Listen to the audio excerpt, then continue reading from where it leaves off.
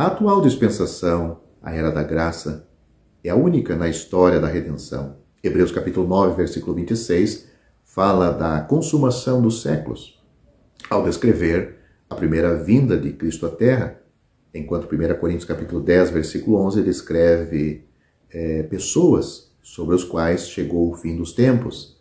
A dispensação atual não é o capítulo final cronológico na história do homem, mas é caracterizado exclusivamente como a consumação da revelação de Deus para o homem antes que ele intervenha espetacularmente para estabelecer o governo divino direto nesta terra criada.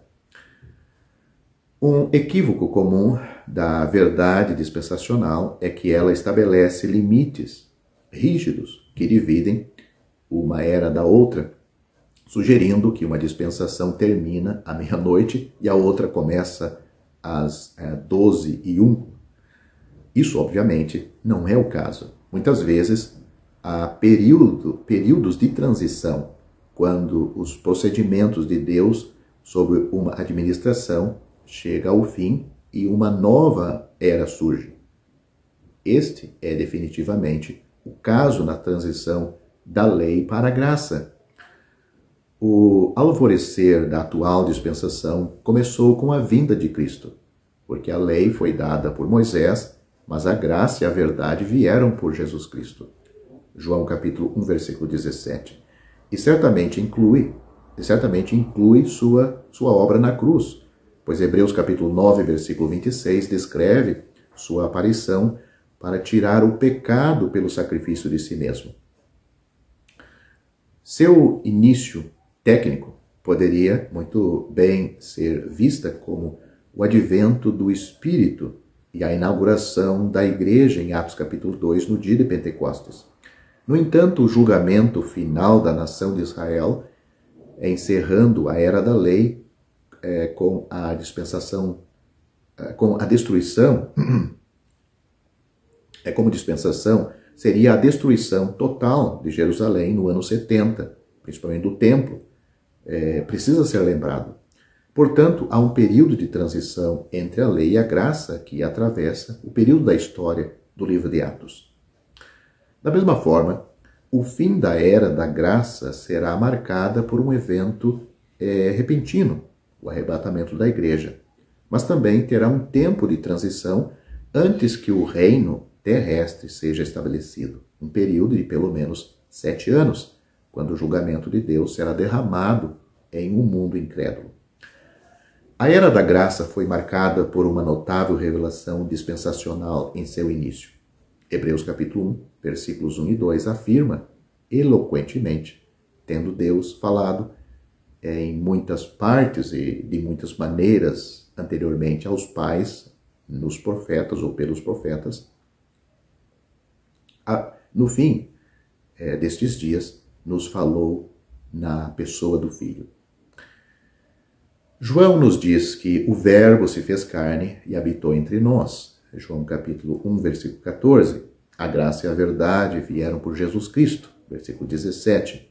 E o Filho unigênito que está no seio do Pai, ele o declarou. Versículo 18. Ele o revelou. Pela primeira vez na história da redenção, a revelação divina veio diretamente da divindade, sem qualquer intermediário humano ou angélico. O próprio Deus desceu. Filho, o Deus, o Filho eterno, o Filho de Deus. Esta revelação pessoal de Deus, na pessoa de Jesus Cristo, trouxe consigo uma nova mensagem de graça e vida. A mensagem do Evangelho deveria ser a marca registrada desta dispensação. A comunicação final do Senhor e seus discípulos era pregar o Evangelho a toda criatura. Era uma mensagem clara de salvação somente pela graça, somente pela fé e somente em Cristo. Pela graça sois salvos por meio da fé. Isto não vem de vós, é um dom de Deus. Não vem das obras para que ninguém se glorie. Efésios capítulo 2, versículos 8 e 9. Esta mensagem do Evangelho inclui não apenas a salvação dos pecadores, mas também a proclamação da verdade divina, ensinando-os a guardar todas as coisas que eu, o Senhor Jesus Cristo diz que eu vos tenho ordenado. Mateus capítulo 28, versículo 20. De modo que esta era da graça é caracterizada pela plena revelação dos propósitos de Deus de uma forma que o diferencia de todas as eras anteriores. Paulo descreve esta verdade em Efésios capítulo 3, versículo 5, como o mistério, que em outros séculos não foi dado a conhecer aos filhos dos homens, como agora foi revelado aos seus santos apóstolos e profetas pelo Espírito.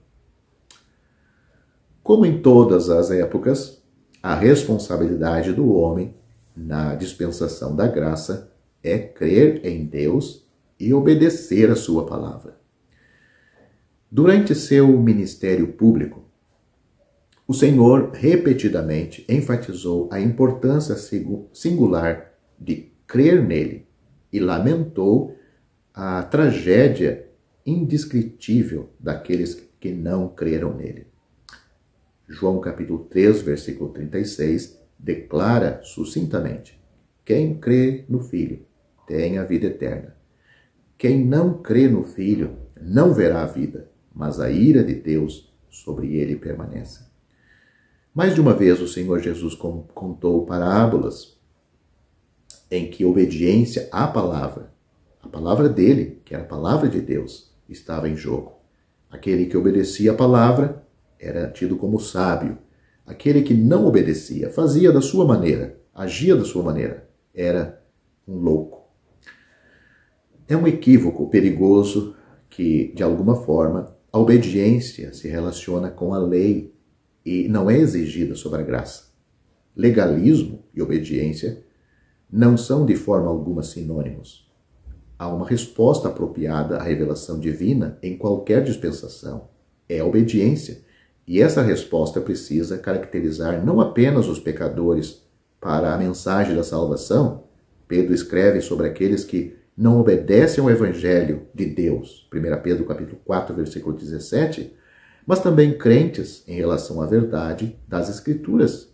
Deve obedecer.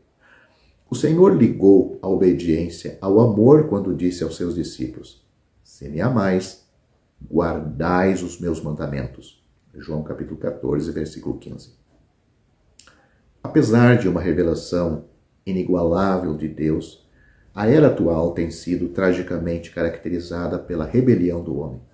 João nos diz que veio para os seus e os seus não o receberam. João capítulo 1, versículo 11. A mensagem do Evangelho faz uma oferta de graça e salvação universalmente disponível. Mas, tragicamente, nunca foi universalmente aceita. Na verdade, o oposto é verdade. O próprio Senhor disse: poucos há que a encontrem. A Bíblia descreve o desenvolvimento de nossa época não em termos brilhantes de progresso e aperfeiçoamento, mas sim em uma previsão de ruína e degeneração. Paulo descreve as características dos últimos dias dizendo que as pessoas serão amantes de si mesmas, amantes do dinheiro, soberbos, arrogantes, mais amigos dos prazeres do que amigos de Deus. 2 Timóteo, capítulo 3, do versículo 2 ao 4. Esta atitude rebelde e ímpia já está em exibição em nosso mundo, mas florescerá de forma plena, uma vez que a igreja for arrebatada e o homem do pecado for revelado e os moradores da terra, nos anos finais e culminantes desta era, serão marcada por rebelião descarada e desenfreada contra Deus e hostilidade para com sua verdade. Toda dispensação termina com um julgamento específico de Deus contra o fracasso do homem, mas nenhum tão drástico, deliberado, desastroso e devastador como os julgamentos que marcarão os 7 anos finais desta era da graça. O próprio Senhor descreve as condições nos últimos 3 anos e meio, dizendo: porque então haverá grande tribulação, como nunca houve desde o princípio do mundo até agora. Não, e nunca haverá. Mateus capítulo 24 e 21. De tão terríveis que vão ser estes dias. A igreja já não vai estar mais aqui. Graças a Deus que aqueles de nós que creram no Evangelho serão salvos da ira e não experimentarão aquele dia terrível quando Deus intervém diretamente e vindicar seu Filho e derramar sua ira sobre um mundo incrédulo e impenitente. Nosso é o privilégio de viver na era mais notável até este ponto da história mundial. Temos um relacionamento único com a divindade, um Pai no céu, um Cristo ressuscitado à direita do Pai e o Espírito Santo habitando em nós. Temos um nascimento celestial, uma posição celestial e a promessa de um Salvador que virá do céu para nos levar para estar com Ele. Esta foi a sua promessa, tão clara como a luz. Ele disse: voltarei e vos levarei para mim mesmo. João capítulo 14, versículos 1, 2 e 3. Leia com atenção esses versículos. Não apenas recebemos a plena revelação de Deus, mas também recebemos a capacitação divina para cumprir os seus propósitos, permanecendo em Cristo e andando no Espírito Santo. Somos, de fato, um povo abençoado.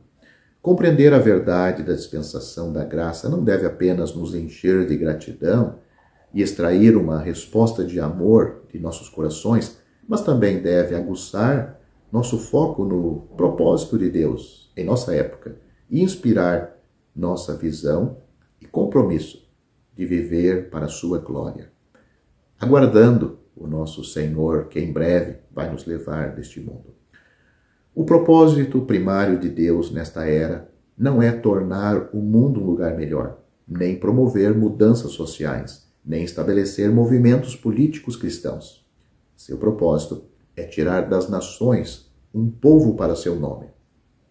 Atos capítulo 15, versículo 14. A promessa de Cristo foi que ele iria edificar sua igreja.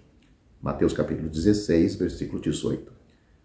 Ele comissionou os seus para levar uma mensagem de vida, esperança e salvação, e essa mensagem permeou os limites da terra por muitos séculos. Graças a Deus, chegou até nós. Servimos a um Salvador ressuscitado e estamos ligados a um Rei, mas ele é atualmente rejeitado e exilado.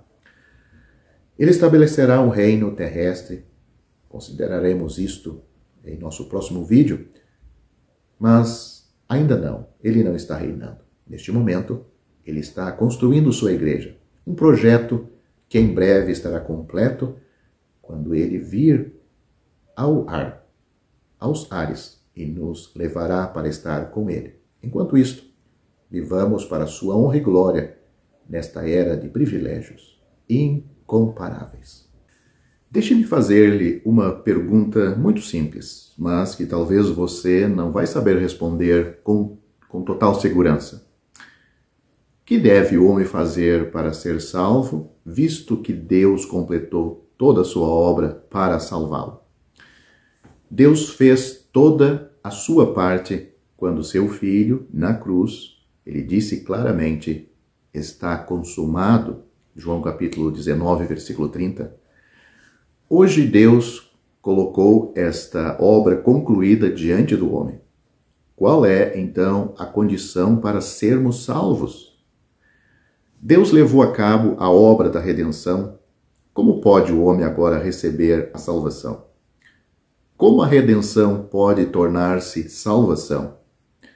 Como pode a propiciação tornar-se substituição? Como pode o dom de Deus para nós, em seu Filho, ser transmitida a nós no ou através do Espírito Santo? Aqui estamos falando acerca da condição para a salvação. Como Deus pode salvar um pecador como eu e você, pecadores perdidos, com um destino somente, o inferno, o sofrimento para todo sempre? Mas como Deus pode nos salvar? O que devemos fazer de nossa parte antes que o que é da parte de Deus seja transmitido a nós? Será que você saberia responder com firmeza todas essas perguntas? Todos os que leem a Bíblia sabem que a condição para a salvação é a fé. A condição para a salvação que vem de Deus é a fé do pecador. Não há outra condição senão a fé. O homem, por ter caído e ser corrupto, por seus pensamentos serem tortuosos e por estar a sua carne na esfera da lei, pensa que deve fazer algo para que seja salvo. Contudo, a Bíblia nos mostra que a única condição para a nossa salvação é a fé. Além da fé, não há outra condição. O Novo Testamento diz-nos claramente, pelo menos 115 vezes, que quando o homem crê, ele é salvo, tem a vida eterna e é justificado. Quando o homem crê, ele tem todas essas coisas. Somando-se a essa 115 vezes, outras 35 vezes, a Bíblia diz que o homem é justificado pela fé, ou torna-se justo por meio da fé. No primeiro caso, temos o verbo crer. No segundo caso, temos o substantivo fé. O verbo crer é usado 115 vezes. Uma vez que o homem crê, ele é salvo. Você pode conferir um dos muitos versículos em Atos capítulo 16, versículo 31. Uma vez que o homem crê, tem a vida eterna. Também você pode conferir esta verdade em João capítulo 3, versículo 36. Uma vez que o homem crê, ele é justificado. Você pode ler Romanos capítulo 5, versículo 1. Além desses versículos, existe 35 ocorrências em que o substantivo fé é usado. O homem é salvo mediante a fé.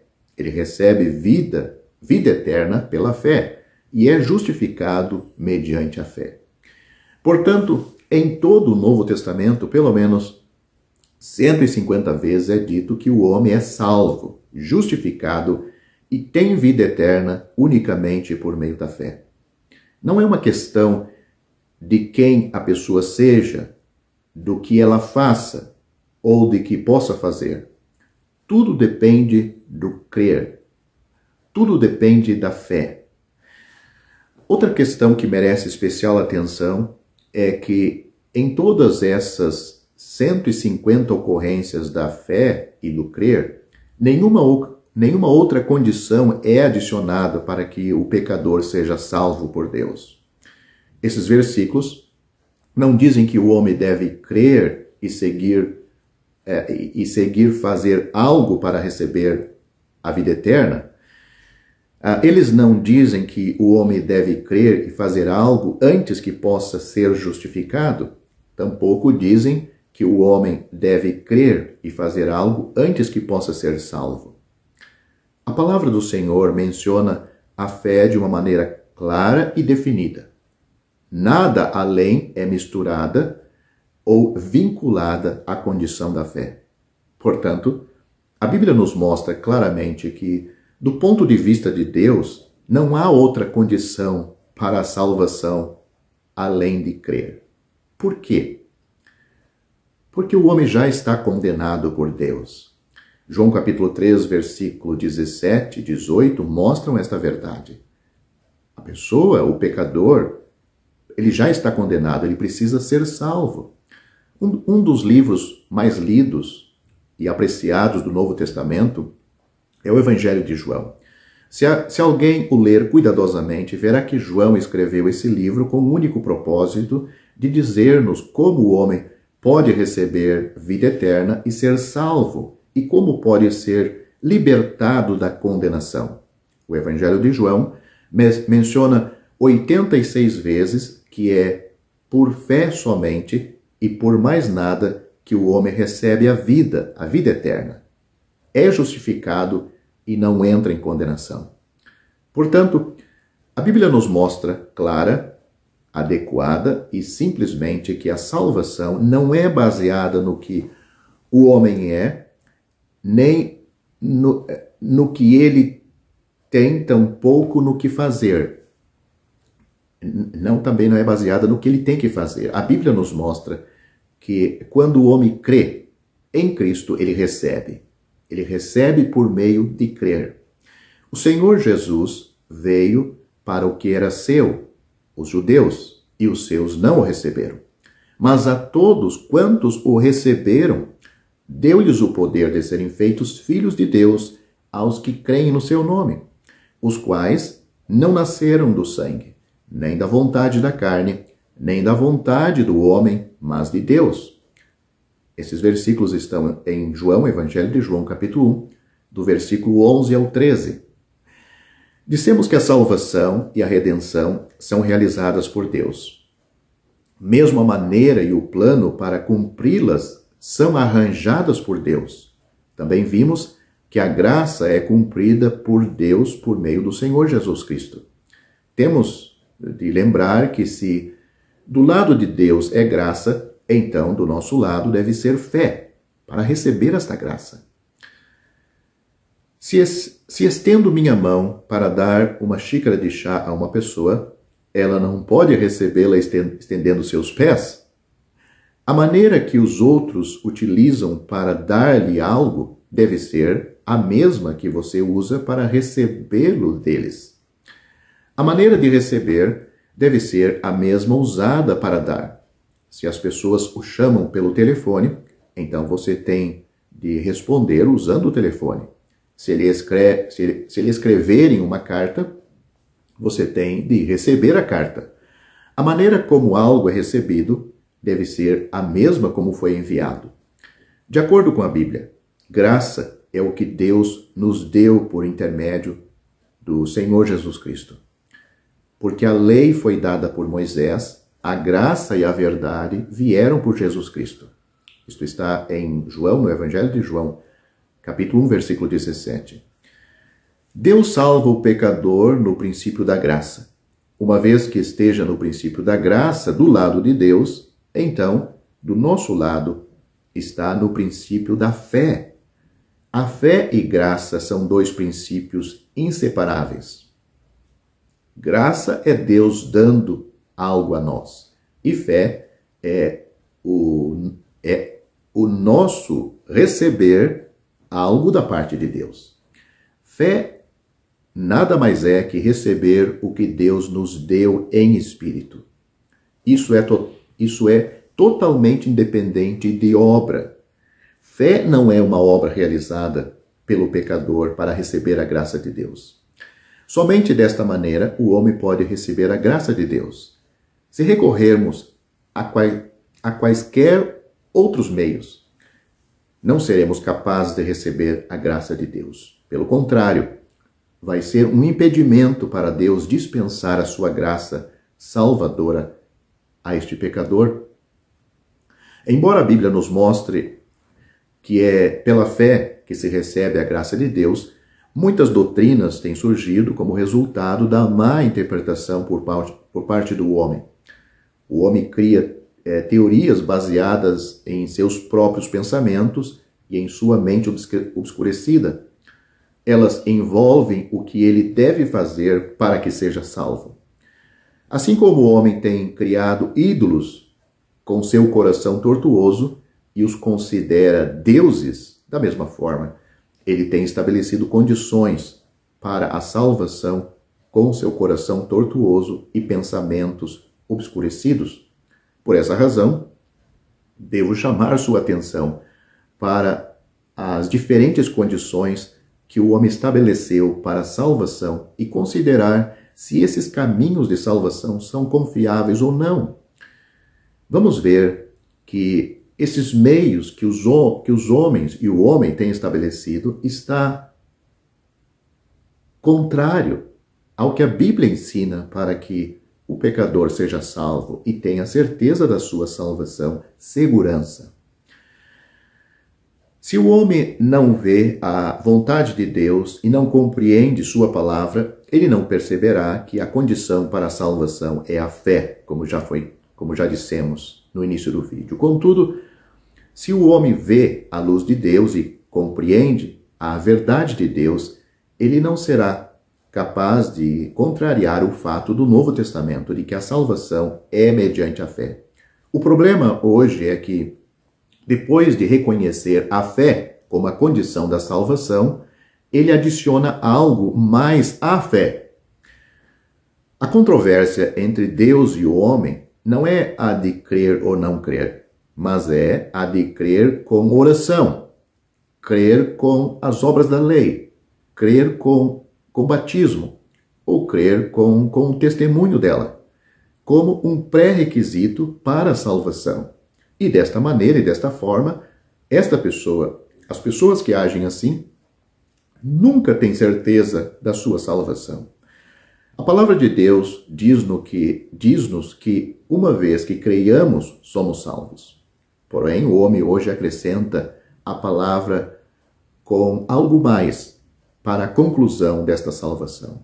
De acordo com suas mentes obscurecidas, ele proclama que o homem é salvo mediante a fé com alguma coisa. O que iremos considerar não é se alguém pode ser salvo pela fé. Esta questão já está resolvida, pelo menos na Bíblia está resolvida. A questão hoje é se a fé é suficiente ou não. Precisamos adicionar com a fé para que sejamos salvos? Precisamos adicionar alguma coisa à fé para que tenhamos a salvação? A primeira questão é se o homem é salvo por meio da fé com a guarda da lei. A maneira do homem para a salvação é a fé mais o guardar a lei. Por favor, leia Gálatas capítulo 2, versículo 16 e 17, onde diz, sabendo, contudo, que o homem não é justificado por obras da lei, e sim mediante a fé em Cristo Jesus, também temos crido em Cristo Jesus para que fôssemos justificados pela fé em Cristo, e não por obras da lei, pois por obras da lei ninguém será justificado. Mas se procurando ser justificado em Cristo, fomos nós mesmos também achados pecadores, dar-se-á o caso de ser Cristo o ministro do pecado? Certo que não. Isto é o que diz esses dois versículos em Gálatas capítulo 2. O livro de Gálatas nos mostra que alguns na Galácia contendiam sobre não ser suficiente o homem ser justificado pela fé no Senhor Jesus Cristo. Ele ainda devia guardar a lei. Eles não estavam dizendo que o homem não devia crer. Eles certamente reconheciam que um homem é justificado em Cristo, mas estavam dizendo que ele ainda precisava guardar a lei. Paulo estava dizendo uma palavra muito dura aqui.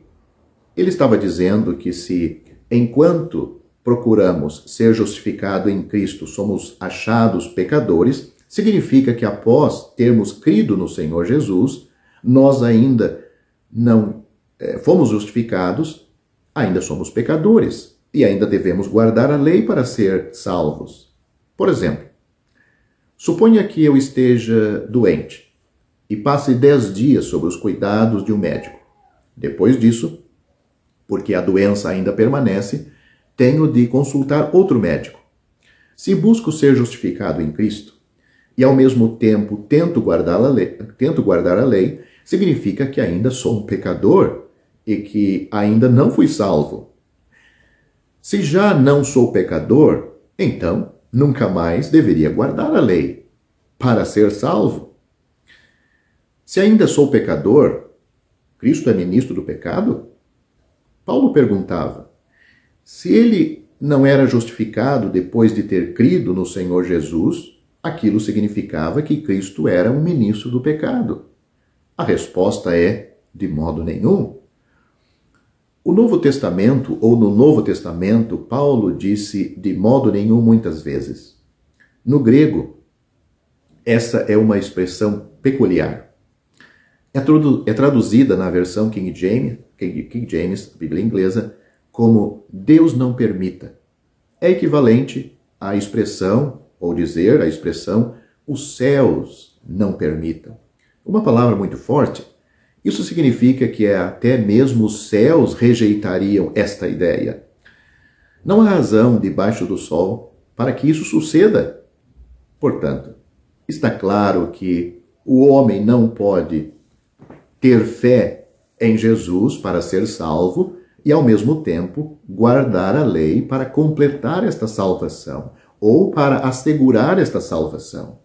O que Deus declara na Bíblia é que fé no Senhor Jesus é o suficiente para que este pecador seja salvo e tenha certeza disto e descanse eternamente nesta obra que Cristo consumou para lhe salvar. Em Romanos capítulo 3, Paulo fez outra afirmação clara. O versículo 28 diz: concluímos, pois, que o homem é justificado pela fé, independentemente das obras da lei.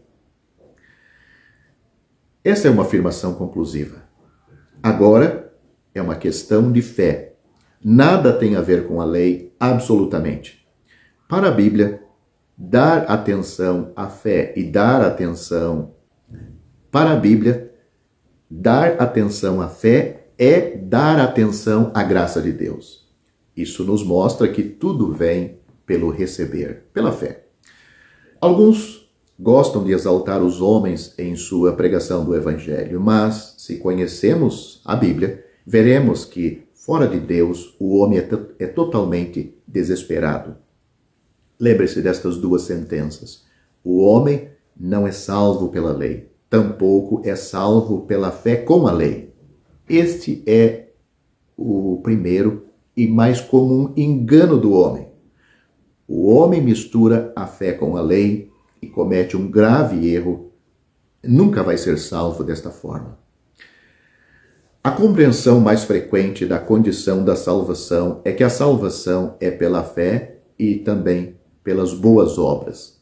É um pouco diferente de guardar a lei, boas obras. A salvação pela fé é uma doutrina da Bíblia e o homem não pode argumentar contra ela, pois Efésios, capítulo 2, versículo 8, deixa isto muito claro. Contudo, o homem diz que ela é também pelas obras, a salvação. Consideremos algo que... Vamos considerar agora o que a Bíblia diz sobre o assunto. Frequentemente somos brandos e complacentes em nosso falar, mas a Bíblia não é branda no seu falar. Ela é muito precisa, muito clara. Efésios capítulo 2, versículos 8 e 9 dizem: porque pela graça sois salvos mediante a fé. Isto não vem de vós, é dom de Deus. Não de obras, para que ninguém se glorie. Esses são os dois versículos de Efésios capítulo 2. Aqui ela nos diz, a Bíblia nos diz que a salvação é absolutamente pela graça e mediante a fé. A palavra mediante significa através da fé. É como dizer que a luz elétrica brilha pela eletricidade mediante o fio condutor. É também como dizer que a água da torneira vem do reservatório no departamento de águas e mediante os encanamentos. O homem é salvo pela graça, mas o canal mediante o qual a salvação vem a nós é a fé. O canal não são as obras, mas a fé. É mediante a fé. E nada tem a ver com as boas obras. Não é adicionar a fé às boas obras. É preciso saber que a fé e as boas obras são basicamente opostas entre si.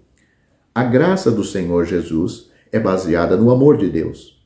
Quando cremos, a graça e o amor fluem para dentro de nós. Como resultado, somos salvos, temos vida eterna e somos justificados. Nada disso é transmitido a nós por meio das boas obras. Você que lê a Bíblia pode perguntar: por que então Paulo, escrevendo aos Filipenses, no capítulo 2, versículo 12, ele diz que devemos desenvolver nossa salvação? A palavra desenvolver na língua original grega carrega o significado de para fora. Esse é o significado de desenvolver. Significa para fora. Devemos operar para fora nossa salvação em temor e tremor. A palavra ou o versículo que Paulo, as palavras de Paulo, ele parou aqui neste versículo que eu acabei de citar. Se tivesse parado aqui, não saberíamos o que ele quis dizer. O que se segue é o versículo 13, que diz o seguinte: porque Deus é quem efetua em vós tanto o querer como o realizar, segundo a sua boa vontade. Uma vez que Deus operou em você, agora você o desenvolve. Se Deus não operou em nós, não temos como operar para fora. Desde que Deus tem operado em nós, podemos operar para fora, manifestar aquilo que Deus já operou dentro de nós. Deus já nos salvou interiormente e nos deu vida. Agora, não há outra maneira exceto deixá-lo vir para fora. Deus não quer que trabalhemos para sermos salvos. Ele quer que operemos para fora aquilo que já recebemos pela fé. Portanto, essa não é uma questão de salvação ou perdição, vida eterna ou morte eterna. Essa é uma questão de se alguém recebeu ou não recompensa. Esta é uma questão de que se alguém recebe ou não recompensa após a sua salvação. As obras que esta pessoa está fazendo agora são obras de uma pessoa já salva. Deus já operou em você, levando-o a querer e realizar pelo seu bom prazer. Portanto, você tem de desenvolvê-la. Esta é a condição adequada de um cristão. Em outras palavras, esta é a nossa obra após a salvação. Se um homem ainda não é salvo, ele não pode desenvolver sua salvação. Se um homem não tem vida, ele não pode expressá-la. Somente após o homem ter sido salvo, ele pode desenvolver sua salvação. Portanto, vê-se que não existe tal coisa como ser salvo por meio de boas obras. Boas obras são após a salvação. Meu amigo, você deve ver que a salvação não vem de você mesmo. Deve perceber de coração que tudo é proveniente do Senhor Jesus. A fé não é uma virtude. Fé é simplesmente receber o que Deus tem oferecido gratuitamente. A fé não é uma virtude. Fé é apenas permitir que o Senhor nos salve. É como uma pessoa que cai no mar.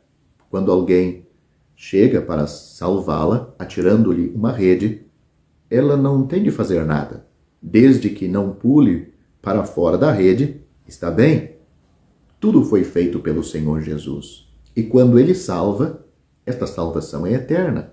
Ele disse: dou-lhes a vida eterna e nunca hão de perecer. João capítulo 10, versículo 28.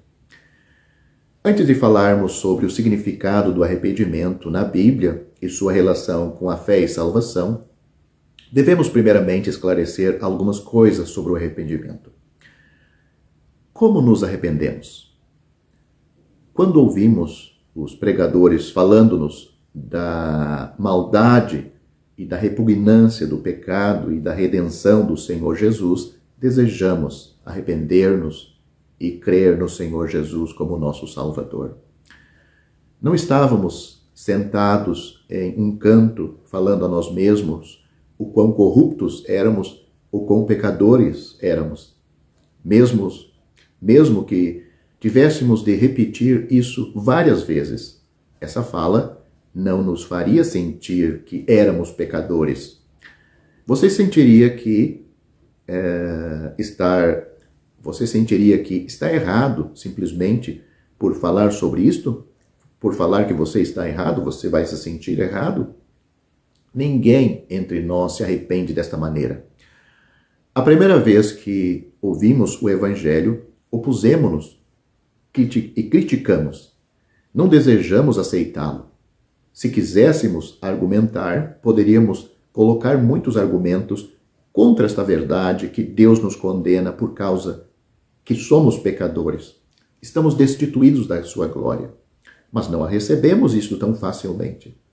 No dia em que fomos salvos, o evangelho que nos foi pregado pôde não ter sido tão prevalecente. Mas, enquanto estávamos lá, ou depois que voltamos do trabalho, ou enquanto estávamos andando na rua ou lendo um livro, estávamos condenados. Espontaneamente, nos arrependemos e então fomos salvos. Esse espontaneamente é de uma maneira consciente. Fomos nós mesmos que nos arrependemos, ninguém nos forçou, nem nos lembrou ou nos pressionou para nos arrependermos. Foi Deus quem nos deu arrependimento e fomos nós que dissemos, eu me arrependo. Portanto, isso é obra de Deus. É por isso que a Bíblia diz que o arrependimento é dado por Deus. Em Atos capítulo 11, depois que Pedro pregou o evangelho na casa de Cornélio, os irmãos judeus o reprovaram por ir à casa de um gentil. Pedro, então, relatou-lhes como pregou o evangelho para Cornélio, o gentil, e todos aqueles gentios que estavam na casa dele.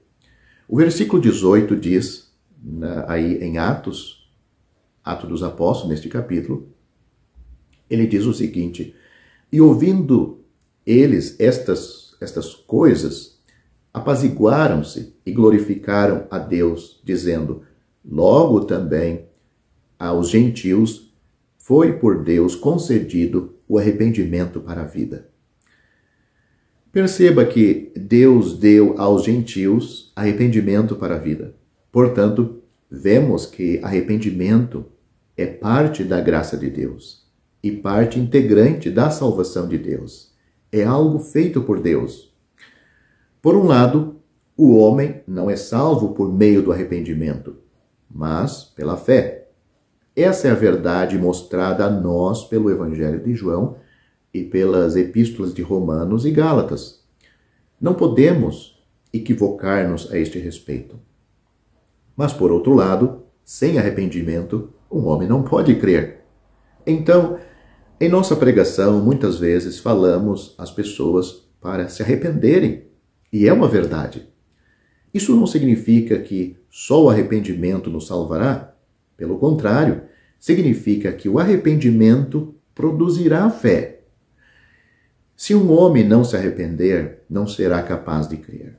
A verdade de Deus vem para convencer o pecador que ele está perdido, totalmente arruinado e que existe a necessidade desta operação de Deus nele para o arrependimento dos seus pecados. Mas arrependimento não é obras. Não é uma obra que ele faz. A Bíblia diz que o arrependimento é dado por Deus. Deus nos fala para nos arrependermos. Não é que sentamos em um canto pensando que devemos arrepender-nos, que temos de odiar nossos pecados e julgar-nos. Temos de perceber que ninguém pode fazer isso.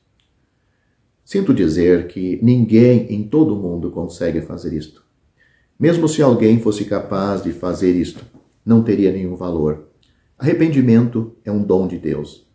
Mesmo nos evangelhos, quando o Senhor Jesus veio para pregar o evangelho, ele não somente pregou o perdão, mas também pregou o arrependimento.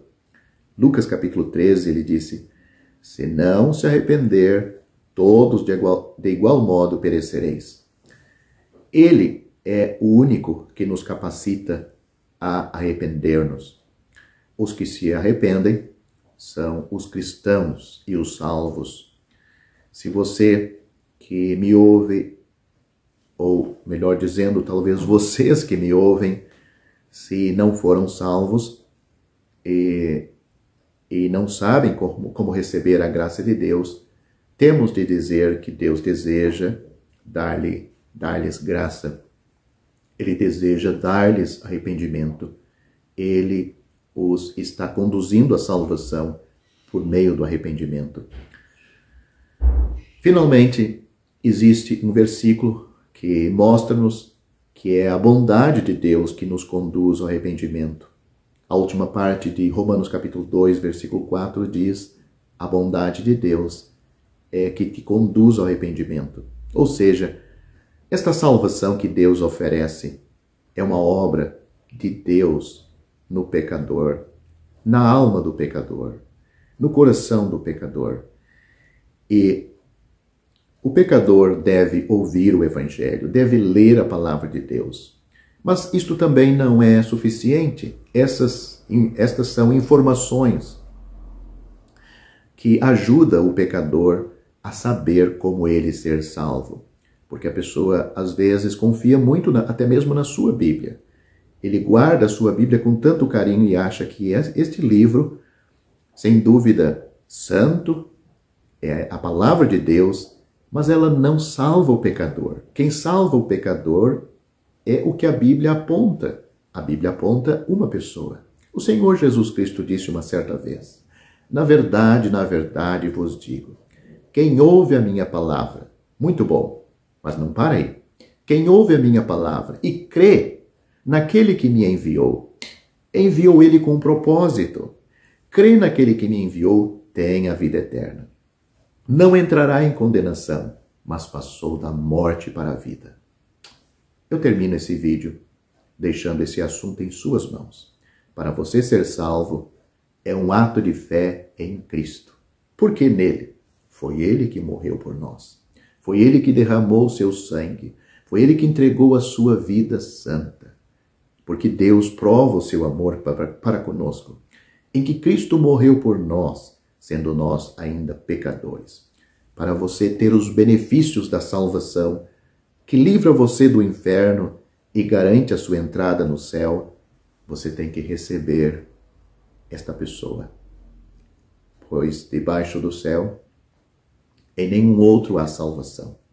Porque também debaixo do céu, nenhum outro nome há dado entre os homens pelo qual devamos ser salvos. Só por Jesus é que nós somos salvos. A Bíblia diz: crê no Senhor Jesus Cristo e você será salvo. Atos capítulo 16, versículo 31.